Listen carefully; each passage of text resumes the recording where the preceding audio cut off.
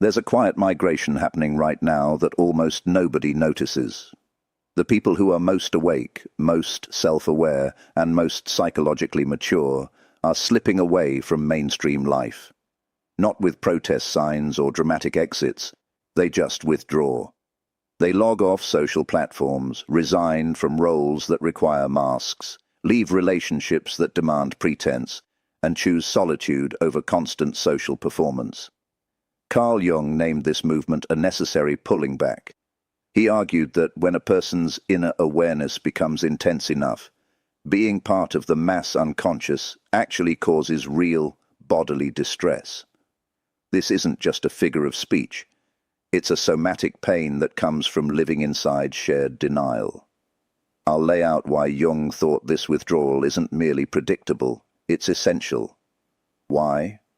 Because the more aware you become, the less tolerable ordinary social life becomes. And this retreat isn't an avoidance tactic. It's a survival response of the psyche when exposed to collective unconsciousness. If you felt drawn to step away, Jung would say it doesn't mean you're antisocial. It means you've outgrown the psychological container around you. Here's the key insight Jung offered that explains everything.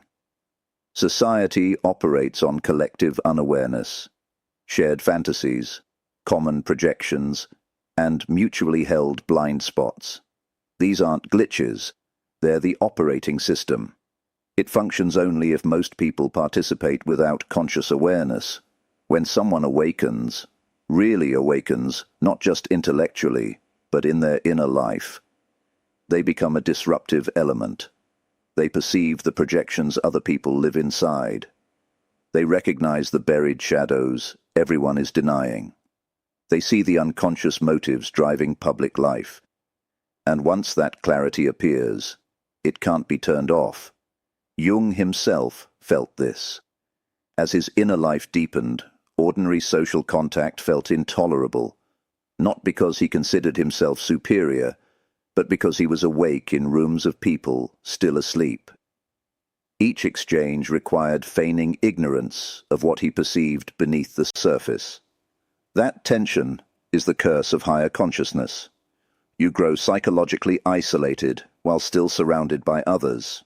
You communicate from a different level, notice different layers, and the constant effort to translate between your depth and the surrounding shallowness becomes draining. So those who awaken begin to disappear, not from disdain, but because remaining means repeatedly betraying their inner truth. Every day asks them to pretend not to see. Every conversation asks them to lower their light. Every close tie asks for less of who they are. Eventually, the psyche says, retreat. Protect the hard-won clarity. Stop letting the mass unconscious sap what you've cultivated. Another of Jung's observations, as you integrate your personal shadow, participating in collective shadow projections becomes unbearable. After you confront your capacity for ugliness and own it, watching a society cast its darkness onto scapegoats is excruciating. Political enemies suddenly look like mirror images projecting their disowned parts. Social conflicts shrink into shadow warfare. Online outrage becomes a parade of projected pain seeking outlets. Jung called this the burden of seeing. When you recognize that many public battles are simply groups projecting their repressed material at one another, you can't comfortably join either side. That recognition also brings sensitivity. The awakened often feel the field around them more intensely. Being near unresolved projection can feel like psychic assault.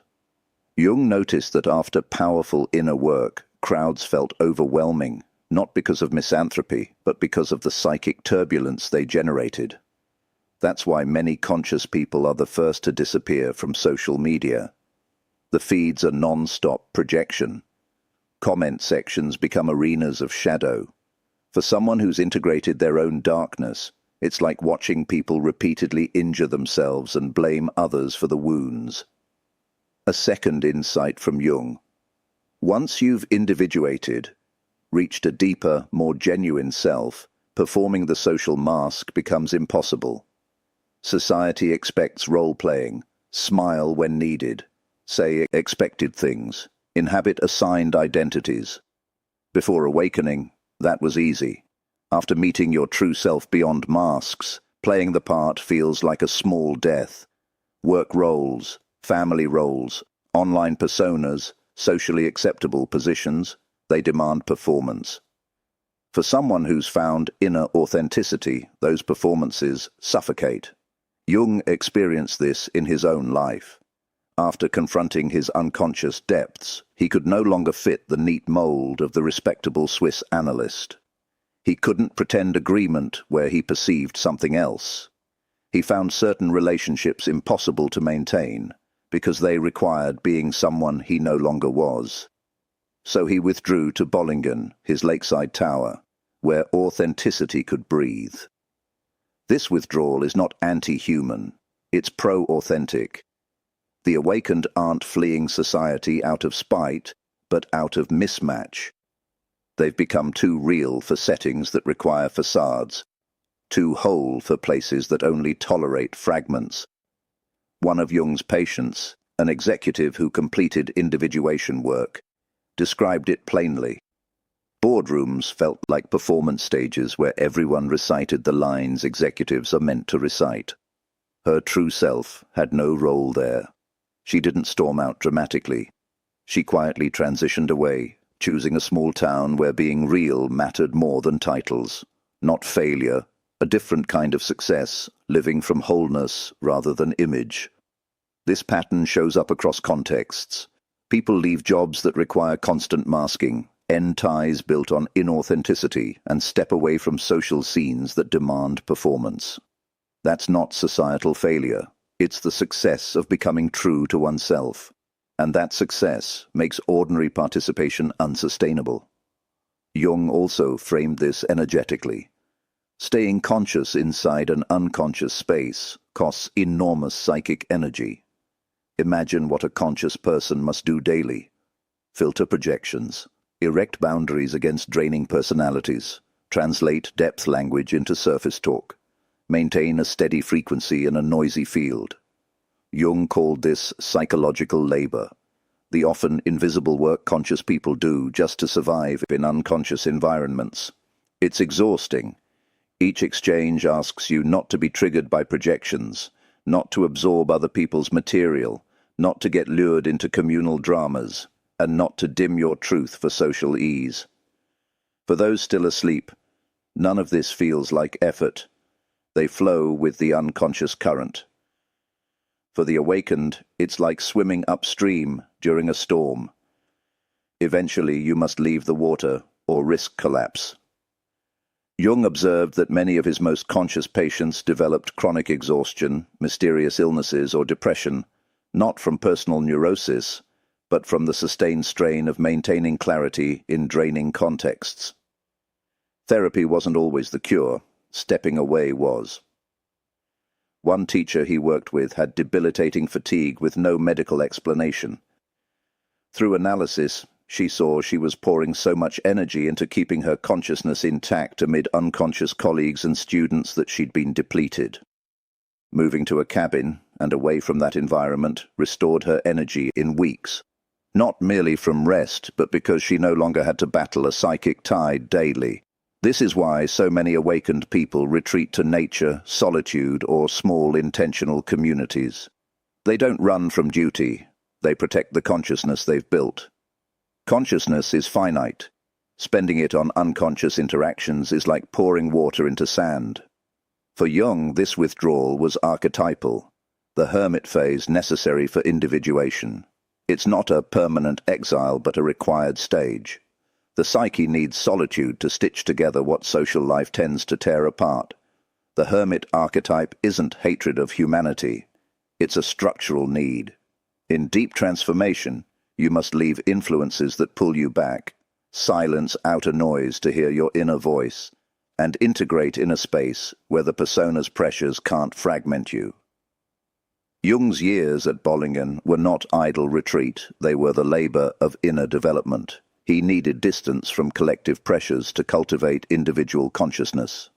That's exactly what many awakening people are doing now. They're not quitting because they're weak. They're following an ancient pattern: retreat, integrate the shadow, let the self emerge, free from persona demands, and cultivate inner wisdom without external interruption. Importantly, Jung insisted the hermit phase is preparation, not abandonment. Those who withdraw are incubating something the collective will later need. They're gestating insights, skills, and forms of presence that ordinary society can't yet receive. One of his patients, a philosopher, vanished from academia for 3 years. What looked like collapse was actually a breakthrough. In solitude, he synthesized insights impossible to develop under the pressure of institutional roles. When he resurfaced, his ideas were revolutionary, but they could only have been born in withdrawal. So disappearance is deepening. The awakened don't run. They go deeper than social systems allow. They do inner work that can only be done alone, forming the consciousness that might eventually serve the wider community, but only once it's whole enough to offer without compromise. Jung's final point offers hope. Those who vanish don't always stay away. When they re-enter, they come back in a different mode, not to rejoin mass unawareness, but to bring consciousness to places that can hold it. They follow the hero's pattern: leave, transform, return. But their return is to margins and edges, borderlands where awareness can exist without being swallowed. They become border dwellers, present but not participatory, available but not absorbed.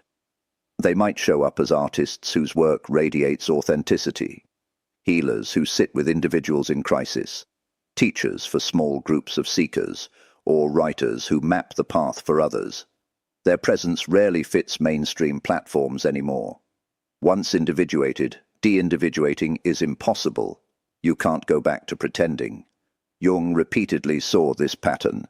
Those who fully individuated rarely return to old lives unchanged. They built new, quieter lives that matched their inner truth. They learned to contribute in ways that preserved their consciousness. One therapist re-emerged after 2 years away, not as a general practitioner, but as a guide for those in spiritual emergency. Her practice was small, but deeply transformative, invisible to the mainstream, indispensable to those on the path.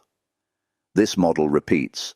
Conscious people exit mass society but surface in conscious pockets, constructing parallel structures, offering depth to those ready for it, while remaining unseen by the unready. Jung viewed this as evolutionary. Awakening doesn't happen all at once. Pioneers withdraw first, craft new forms, and then become beacons for the next wave. What looks like abandonment is really architecture. To summarize Jung's picture, the awakened cannot endure the collective shadow. Their authentic self cannot perform the required persona. The energetic cost of staying conscious is unsustainable.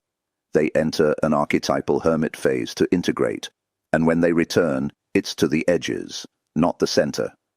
Disappearance is evolution, not failure. It's wisdom, not weakness.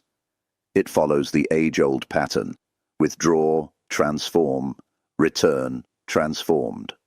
People left behind may call it desertion. They may ask why wise voices fall silent when society seems to need them most. Jung would respond that they aren't abandoning the collective, they're preparing what the collective can't yet hold. In stepping away, they create places for others to step into later. In their silence, they incubate truths the world will only be ready to hear later. If you feel the tug to withdraw, Jung would reassure you, this isn't escapism, it's psychological necessity. Your development has reached a point where participating in collective unconsciousness would mean betraying yourself. The pull to withdraw is archetypal. It's not weakness to say, I must step away. It's fidelity to truth. Disappear consciously, retreat with intention. Use your hermit time for integration, not avoidance. Know that your absence is preparation, not abandonment. You aren't leaving the human story, you're pioneering a place it will need. If you do step away, tend to your inner work. The collective will eventually need what you're becoming,